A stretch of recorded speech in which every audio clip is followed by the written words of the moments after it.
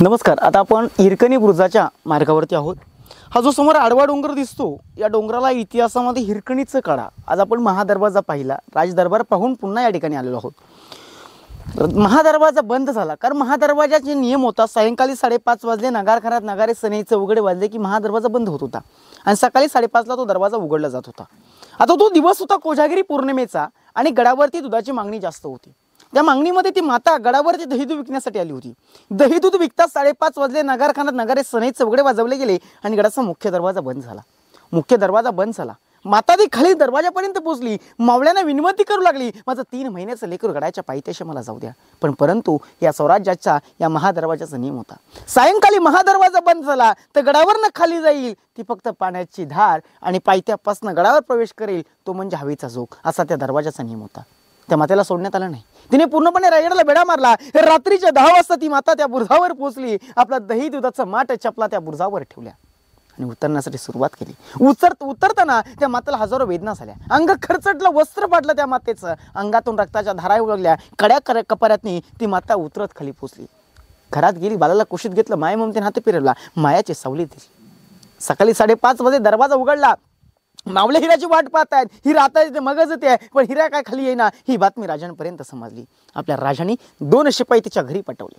अंगणामध्ये आलेले शिपाई त्या मातेने पाहिले आणि ती माता घाबरली की महाराजांच्या आज्ञेचं पालन तोडलंय, महाराज आम्हाला शिक्षा करतील का काय. म्हणून महाराजांनी पालखीत बसून तिला गडावरती बोलवणं केलं. त्या मातेला पहिला दरबारात नेलं. अहो, दरबार म्हणजे छत्रपती शिवरायांचा वास, दरबार म्हणजे स्वर्गाचं दार आहे. कारण मी प्रत्येक माझ्या ग्रुपला सांगतो गर्वाने, कारण त्या दरबारामध्ये कधी स्त्री नाचली नाही, कोणावर अन्याय झाला नाही, कोणावर अत्याचार झाला नाही. असा दरबार म्हणजे छत्रपती शिवरायांचा राजदरबार. त्या मातेला त्या दरबारात नेलं. राजाने सविस्तर विचारलं. त्या मातेने सुद्धा झालेली हकीकत आपल्या राजांपर्यंत सविस्तर सांगितली. महाराजांनी त्या मातेला बुरुजावर आणलं आणि सांगितलं, हिरा ज्या क्षणी उतरलीस तेव्हा ती रात्र होती, आता या क्षणी मला उतरून दाखव, हा दिवस आहे. आता राजाने आज्ञा केलाय. उतरण्यासाठी ती माता पुढे गेली. उतरण्यासाठी 2 पावले पुढे गेली, 4 पावले माघारी आली आणि 4 पावले माघारी येणारे आपल्या राजाला सांगत होती, अहो राजा, मी ज्या क्षणी उतरले तेव्हा खाली माझं रडताना बाल दिसत होतं. आता मला मोठ्या दऱ्यावर दिसत, मी कशी उतरू. राजांना समजले की माता आपल्या बालासाठी कधीही जीवाची पर्वा करू शकत नाही. म्हणून राजाने हिरोजी सांगितलं, अबो हिरोजी कडा तासा त्या बुरुजाला हिरकणी बुरुज नाव द्या, कारण जर या ठिकाणावर ना स्त्रीवर येते उतरते तर शत्रू कड्यावर चढून येऊ शकतो. म्हणून रायगडाचं बेलात बांधकाम आणि बुलंद झालेलं नाहीये. आणि त्या हिराला राजाने दरबारामध्ये साडी चोळून सत्कार केला. खन्ना नारळाने ओटी भरली आणि त्या बुरुजाला हिरकणी बुरुज नाव दिलं आणि याच राजमार्गावर खाली त्या मातेची पालखीत बसून मिरवणूक नेण्यात आली. आता रायगडाची दिशा पूर्वेला भवानी मातेचं टोक आहे, पश्चिमेला हिरकणीचा कडा जो आपण पाहतोय, दक्षिणेला कलकाईचा कडा, उत्तरेला टकमक टोकाशी 4 बाजून 4 टोक आहेत रायगडाला.